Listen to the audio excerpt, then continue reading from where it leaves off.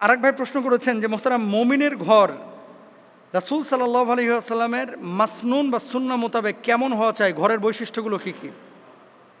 আল্লাহ রাসূল সাল্লাল্লাহু আলাইহি ওয়াসাল্লামের হাদিস, একজন মুমিনের ঘর, ওয়াল্লাহু জাআলা লাকুম মিন বুয়ুতিকুম সাকানা, আল্লাহ তাআলা কোরআনুল কারীমের মধ্যে বলেছেন সূরা আন-নাহলের ৮০ নম্বর আয়াতে, যে মুমিনের ঘরের কিছু বৈশিষ্ট্য রয়েছে, যে এর ঘরটা কেমন হবে। ১৩টা বৈশিষ্ট্যের কথা আল্লাহ রাসূল সাল্লাল্লাহু আলাইহি ওয়াসাল্লাম বলেছেন, এটা হাদিসের মধ্যে আছে। ১ নাম্বার,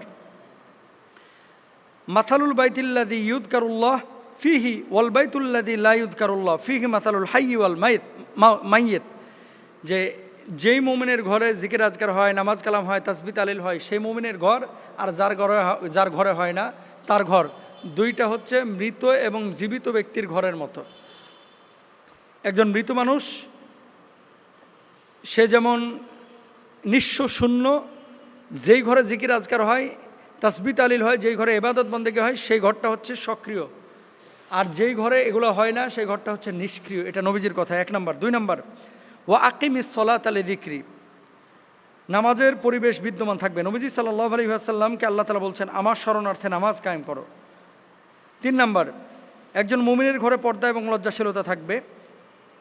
যেমন একজন মুমিনের ঘরে পর্দা, লজ্জাশীলতা। ওমর রাদিয়াল্লাহু তাআলা আনহু নবীজি সাল্লাল্লাহু আলাইহি ওয়াসাল্লামের কাছে নিবেদন করলেন, ওগো আল্লাহর রাসূল, আপনার স্ত্রীদের কাছে ভালো মন্দ সব ধরনের লোক আসে, যদি তাদেরকে পর্দার বিধান দিতেন এবং এর পরিপ্রেক্ষিতে আল্লাহ তাআলা পর্দার আয়াত নাজিল করেন। দেখেন, ওমর রাদিয়াল্লাহু তাআলা আনহুর মেজাজের সাথে মিল রেখে আল্লাহ তাআলা কিন্তু আয়াত নাজিল করেছেন, তখন থেকে পর্দা শুরু হয়েছে। তাহলে ঘরের মধ্যে পর্দা রাখা, এটা হচ্ছে মুমিনের 3 নম্বর বৈশিষ্ট্য।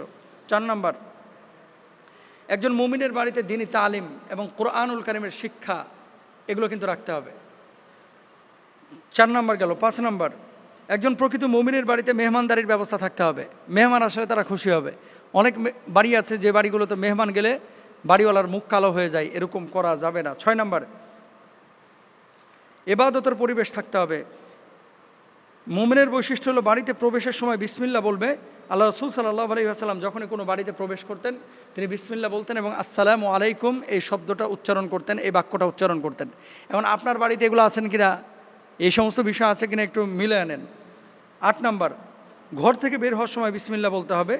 নবীজি সাল্লাল্লাহু আলাইহি ওয়াসাল্লাম বলতেন, ইদা খরাজা রাজুলু মিন বাইতিহি ফাকালা বিসমিল্লাহি তাওয়াক্কালতু আলাল্লাহ। নবীজি সাল্লাল্লাহু আলাইহি ওয়াসাল্লাম যখন বাড়ি থেকে বের হতেন, তখন বলতেন বিসমিল্লাহি তাওয়াক্কালতু আলাল্লাহ লা হাওলা ওয়ালা কুওয়াতা ইল্লা বিল্লাহ।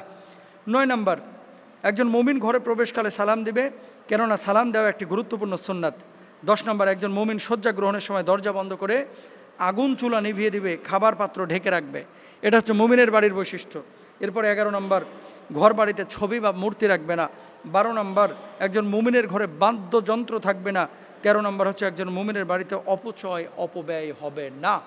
এই সমস্ত গুণাগুণ যদি একজন মুমিনের বাড়িতে থাকে, জানতে হবে এই বাড়িটা মুমিনের ঘর, এই বাড়িটা মুমিনের বাড়ি। আল্লাহ তাআলা আমাদেরকে এমন গুণ অর্জন করার তৌফিক দান করুন।